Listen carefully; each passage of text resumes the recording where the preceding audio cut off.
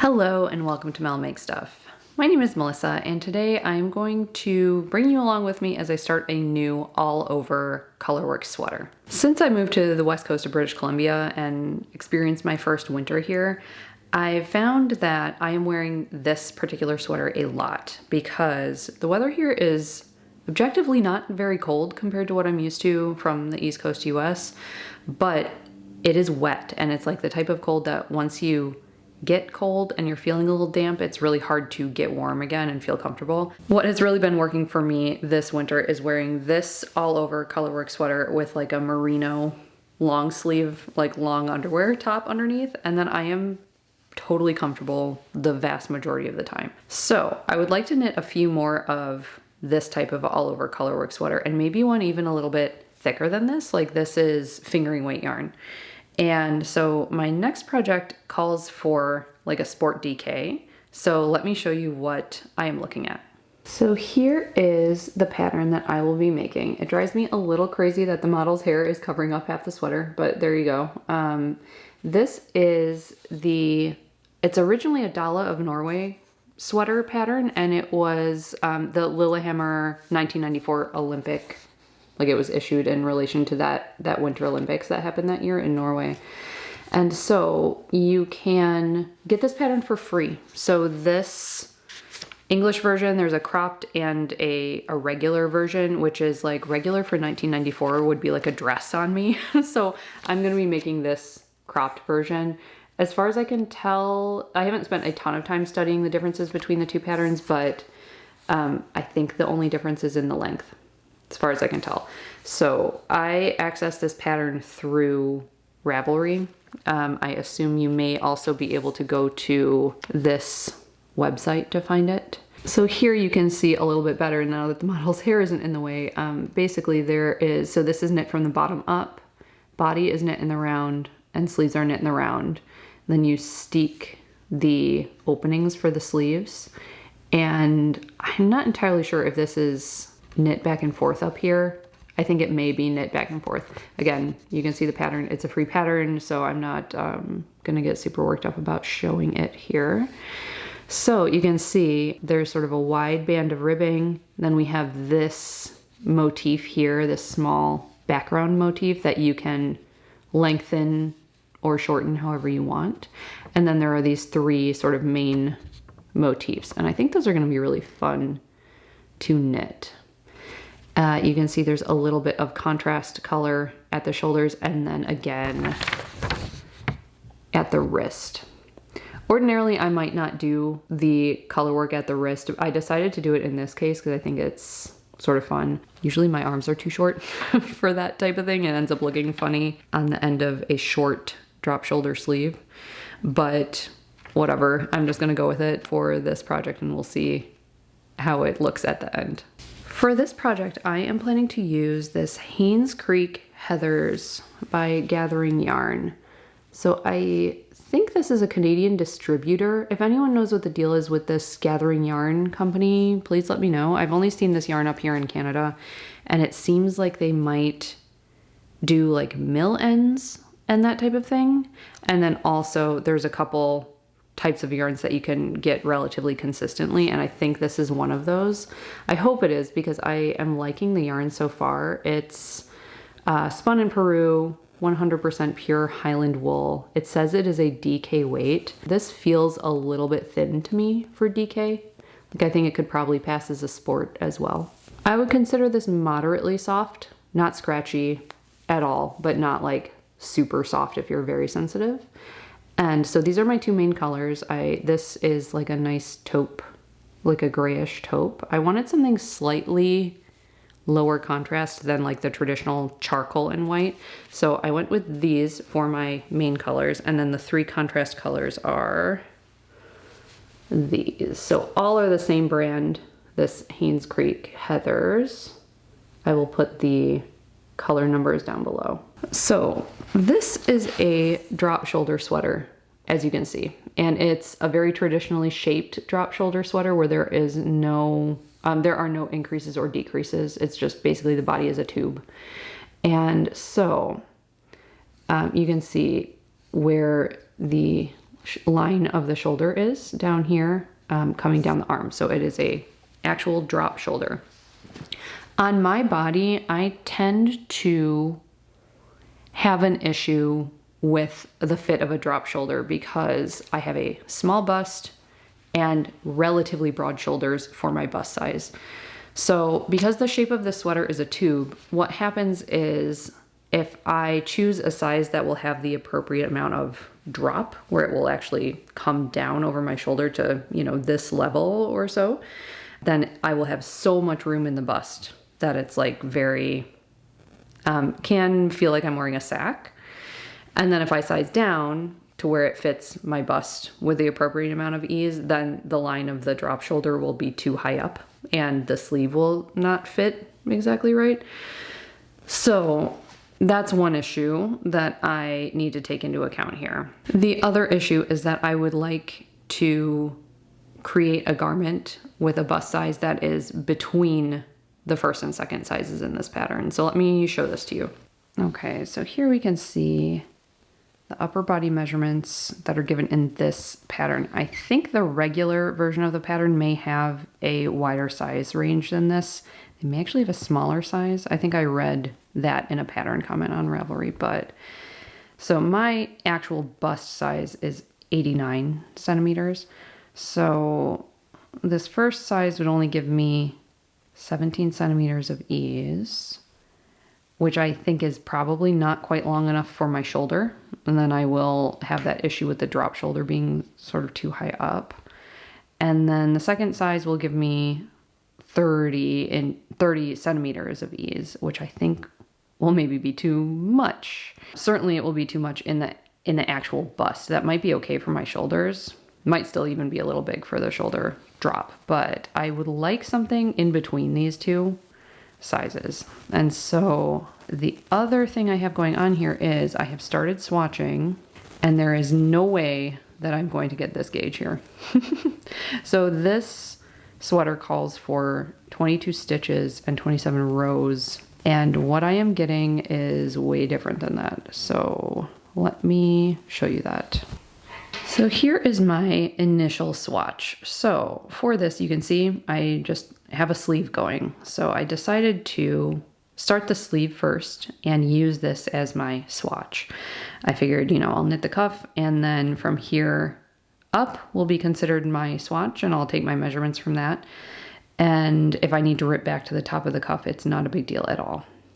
So I will need to do that for this swatch because I am finding that the fabric is just quite tight and sort of rigid. I'm using the recommended needle size in the pattern for this, which is a 4mm needle. It's a US 6. And the other issue is that this is nowhere close to getting gauge. So let's just see. I mean, obviously this is not washed or blocked, but I could tell there's no way it's going to get anywhere close, so I just stopped. But we've got, let's see, 1, 2, 3, 4, 5, 6, 7, 8, 9, 10, 11, 12, 13 and a half stitches. So that is a 27 stitch gauge, and I'm looking for 22 per the pattern. So this is my first clue, like, ooh, I don't actually know that I'll even be able to get 22 stitches personally with the way that I knit Colourwork. My Colourwork gauge tends to be very equal. So like the number of stitches will be quite close to the number of rows. I'm used to knitting fingering weight, traditional Colourwork where you see something like 29 stitches and 30 rows for your gauge. And so my body just wants to just knit this yarn in the same way. So I knew I was going to have to go up a needle size. One of the things that I also noted is, you know, I'm knitting a small circumference here, so that can also affect your gauge. There are a number of things in play there. Your needle material can affect your gauge. Usually for me, using a metal needle will actually give me a little bigger gauge. So switching to a wooden needle will give me a tighter gauge, and I don't think that's what it's certainly not what I want here. And the other thing that I noted when I was doing this, also I'm on magic loop, that can make a difference. And so when I was knitting this, I was holding my work like this with the right side facing me. And sometimes that can give a tighter gauge because your floats on the inside of the work are traveling sort of a shorter distance, if that makes any sense. When you're knitting like this and your floats are going along the interior of your work, it can be quite easy for them to get just consistently a little tighter. So let me show you what I did for my second swatch. So here is my second swatch, my second sleeve. I knit the cuff in the same way, which was a tubular cast on. And I did use the recommended needle size for this cuff because I liked the sort of old school look of a tighter cuff. I plan to do the same thing on the hem. So for this, I used the 3.0 millimeter needle, which is I think a US 2.5. And then I started with one needle size up, which is a 4.5 millimeter or US 7. So you can already tell the fabric is just a little bit, it has a little bit more give in it. That's partially due to the increased needle size. And the other thing I was doing, again, you can see, I'm changing so many variables at one time. This is not very scientific. I'm sorry, but I'm knitting on a small, this is a 12-inch needle. Sorry for all the mixed metric and inches. It's 30 centimeter. Okay, 30 centimeter needle here, which again is something that can change the gauge because you're holding the needles differently, etc. But I find this less annoying.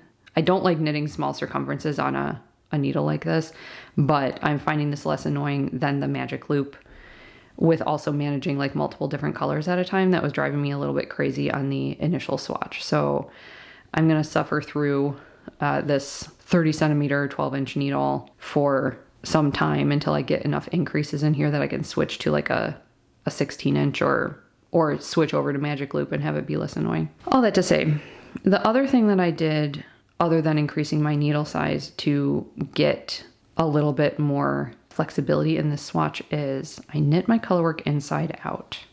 This is something that I often do if I have a Colourwork yoke, for example, and I'm gonna need to match like a Colourwork gauge with a plain stockinette gauge for a body on a sweater. So, you know, Colourwork yoke, stockinette body. You can do that by switching your needle size to make sure you have the gauge that you need, or you can knit your Colourwork inside out. And so what that looks like is when your yarn is traveling around the outside of the work, like it is now, you are less likely to pull your floats too tight, right? So this is actually the side of the work that's facing me, and that's facing out as I'm bringing those floats around as I'm knitting. And so that will really help if you have an issue with too tight floats. Turn your work inside out and hold it like this as you're knitting around. Can feel a little weird at first, but once you have your knitting in your hand, especially if you have a yoke or something that's a slightly bigger circumference than this, I find that this technique really helps a lot with tight floats. Okay, let's see what we got here. Here we go. 1, 2, 3, 4, 5, 6, 7, 8, 9, 10, 11, 12.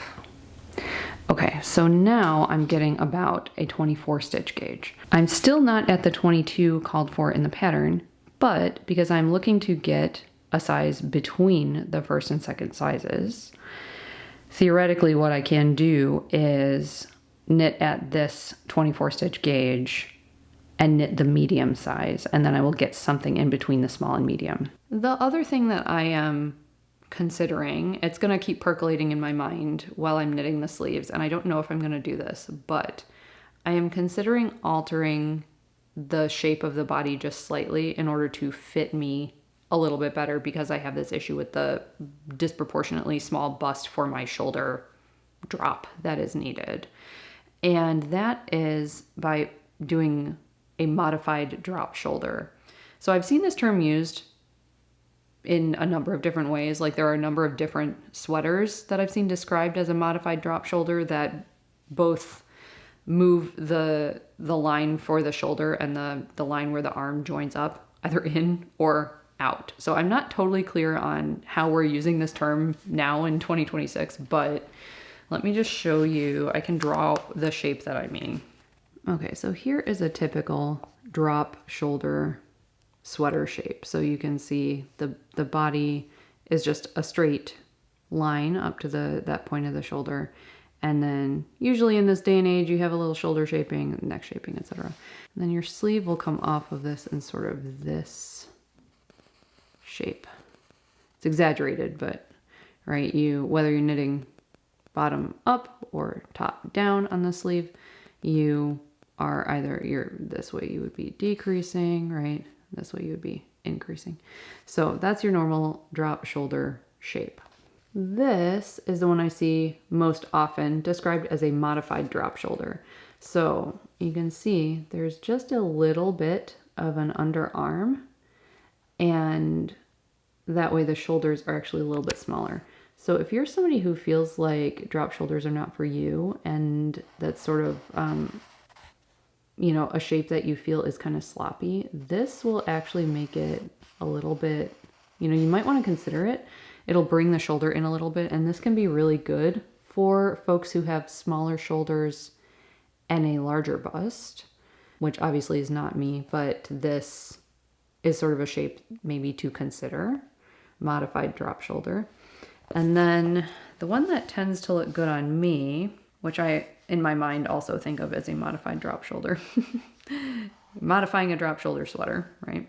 Actually looks like this. It's more of a t-shirt shape.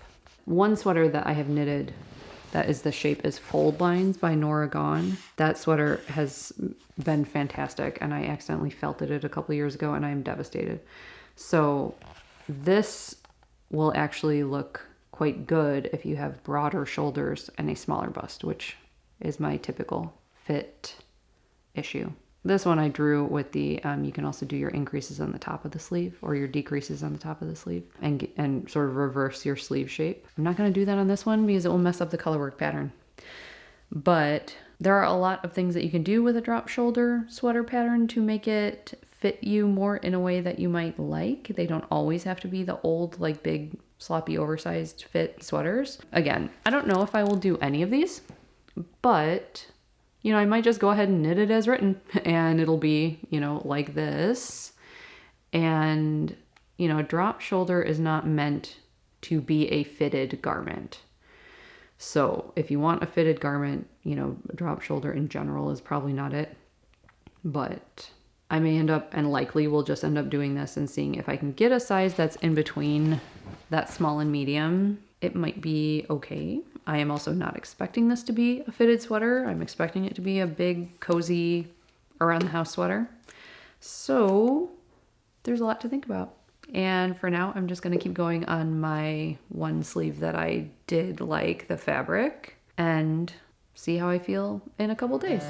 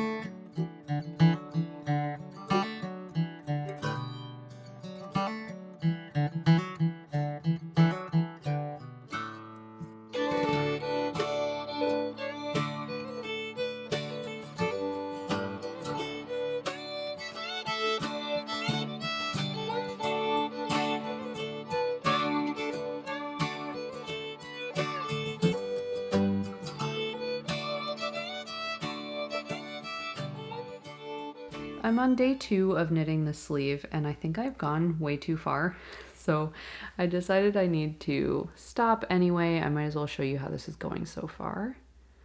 I really like the color choice, and I like how this background pattern is working up so far. This area we're looking at is basically the outside of the arm, and so this is the underside.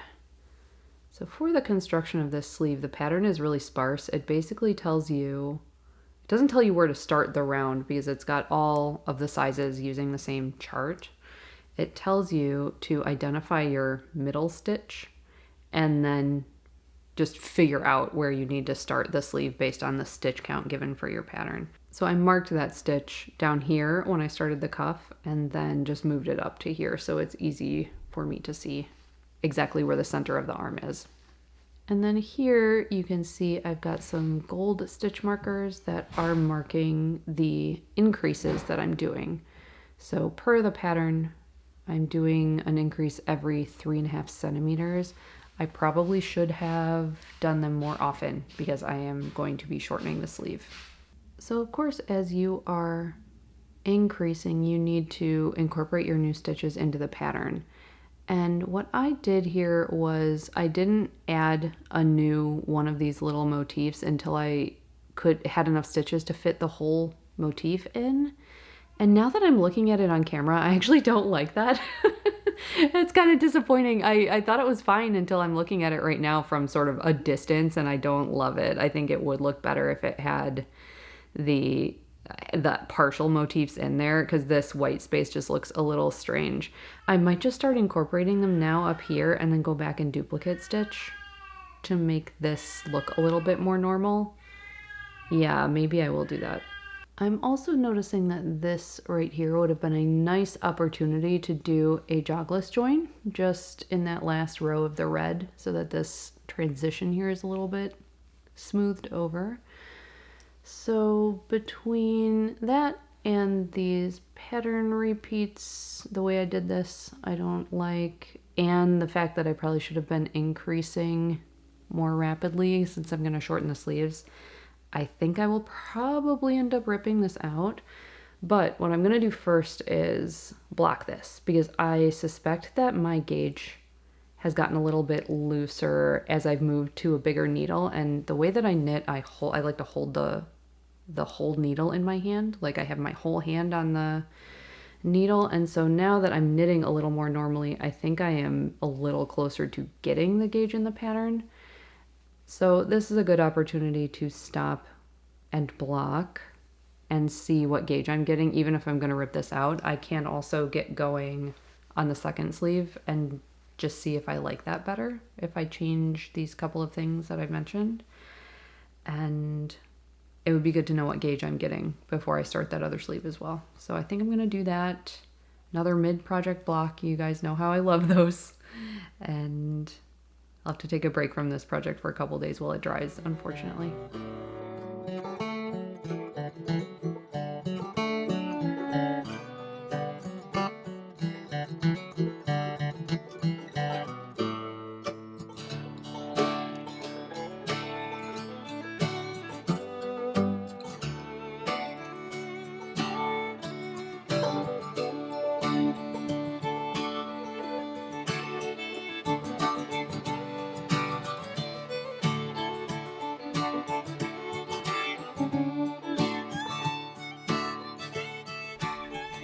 It's a couple of days later and this has dried. What I am finding now is that I am getting a 22 stitch gauge, but the row gauge is still not as prescribed in the pattern. And I also am not loving the way this fabric looks. It just looks a little loose now. So I don't know if my gauge loosened up. Well, it certainly did up here, because down here it's still 24 stitches. And here I actually think this color work looks really nice. So what I'm going to do is rip back to this last red and white round there and switch to a 4.0 millimeter needle, go back to the original needle and knit this sleeve again. So I will, in that process, fix this, do a little jogless join there, and then I will do the increases a little more often so they're closer together, and change what I did here as far as incorporating the new patterns as stitches are added.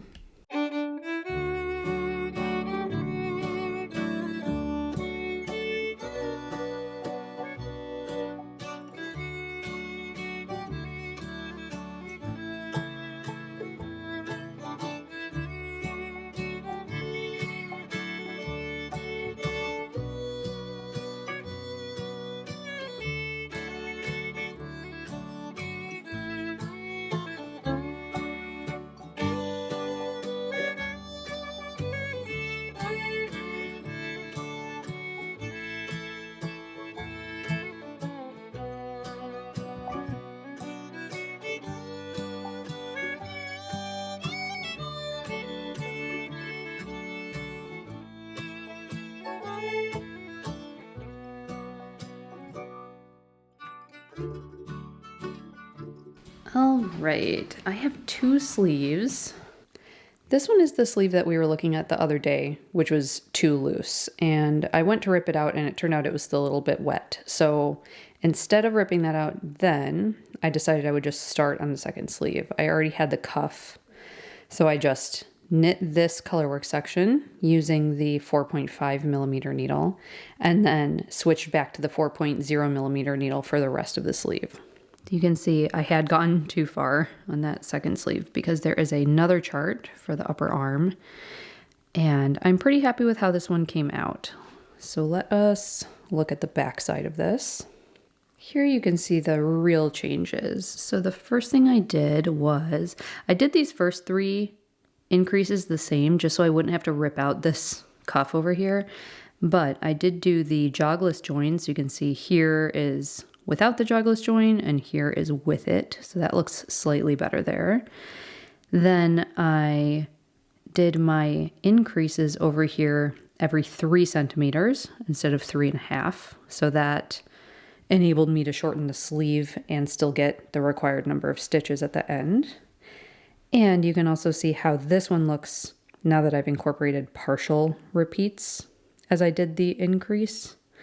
And this was the original one we looked at before.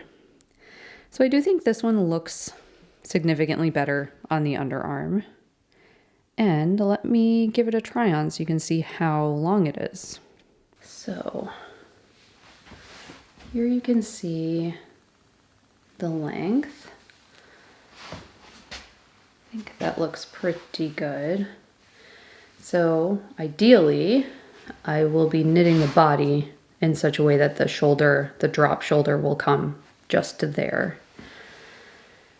So this will hopefully help pick the size for the body. So let's measure. Let's see, this is gonna be tricky to measure, but let me feel where this sits on my arm. I basically need a body size or a shoulder measurement that will go from here all the way across my back and then to the same point on the other arm. So theoretically, if I measure from that point on one shoulder across to the same point on the other shoulder, yeah, 57, 58 centimeters. So if I'm knitting a true drop shoulder, like the way the pattern is written, where the body is just knitted in a tube, I will need a tube that measures 114 to 116 centimeters.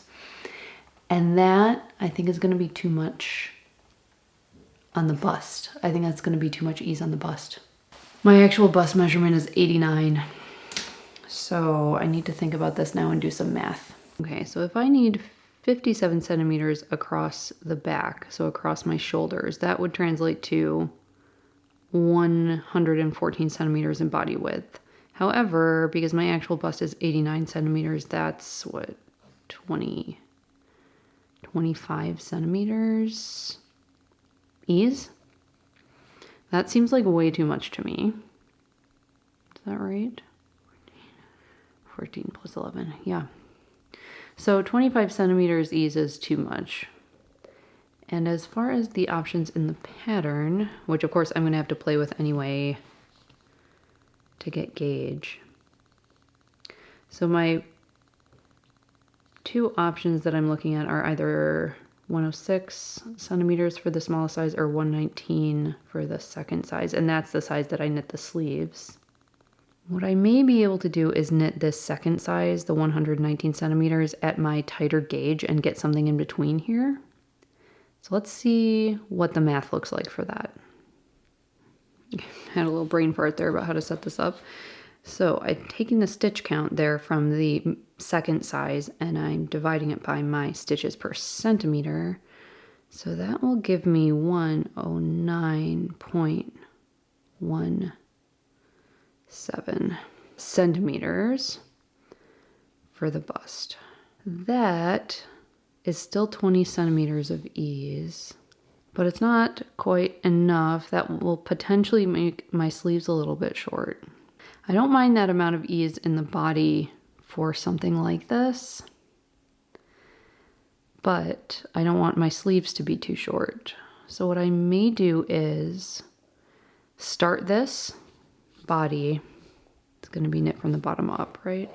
So I will cast on for the medium size. I will knit up. And then I may add on some stitches right before the underarm and sort of create that, just a slight T shape like that. That should give me the additional small amount I would need to get my sleeves in the correct length, but avoid having too much ease in the body. I think that is likely the best option. So yeah, that will give me a size a little bit closer to that first size. And then I might see how I feel once I get closer.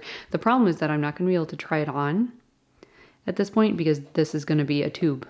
It will be steeked. So that will be interesting.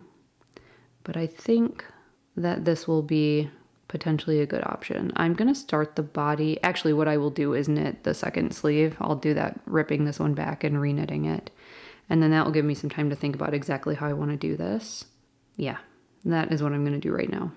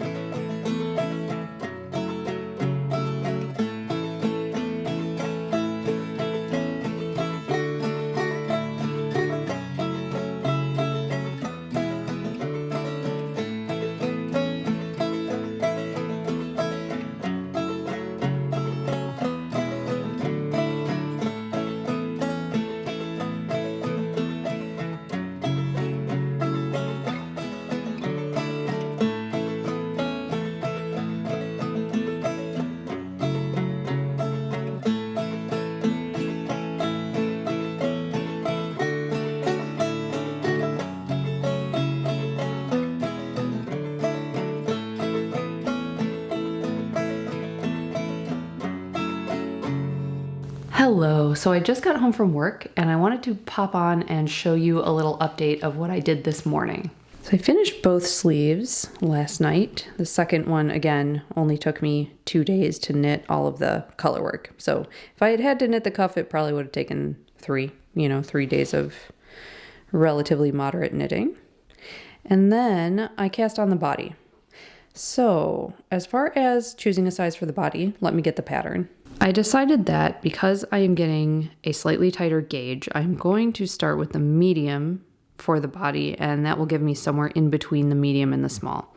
So the way the pattern is written, it gives you a stitch count, you knit your bottom rib, and then you start with this color work chart, and you do this once on the front and then repeat it on the back.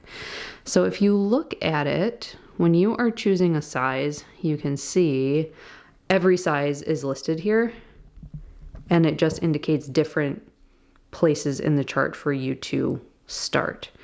So the issue is, for your size, I would really suggest you look carefully at this chart, because when you repeat it, you may end up with something funky at your side seam. So here is the medium, where the medium ends.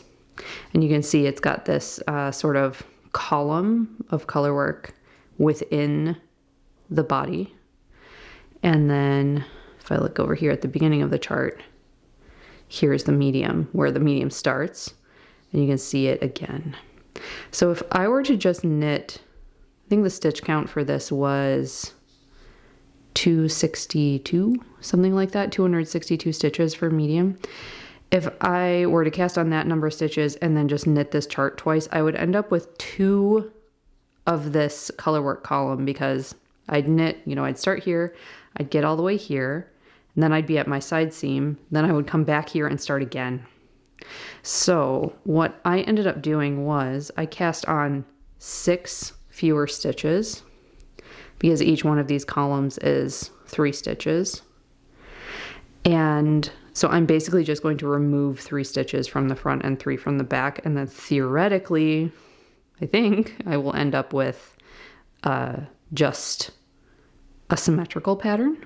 Like I'll start here where it's indicated, and then I'll basically end the chart 3 stitches early on each, my front and my back, on each side.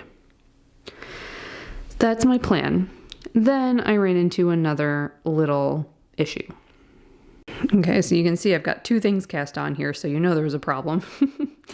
So I, again, decided to use a tubular cast on for the bottom hem like I did for the cuff.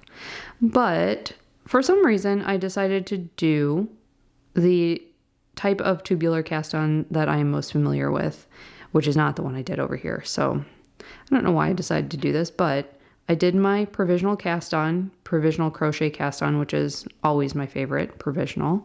And then the first row of the tubular cast on, I did knit one, yarn over, in order to create the additional stitch that you then use to do double knitting. I am going to do a separate video showing the nicer version of this cast on. So you can see I joined in the round, I knit a little bit of rib, and then luckily I had the good sense to decide to pick out this cast on and take a look at what this is actually looking like. So here it is. You can see, it looks fine. This is how all of my previous provisional cast-ons of this type have looked, looks fine enough. But if you look at the one that I did on the sleeves, it is much nicer looking.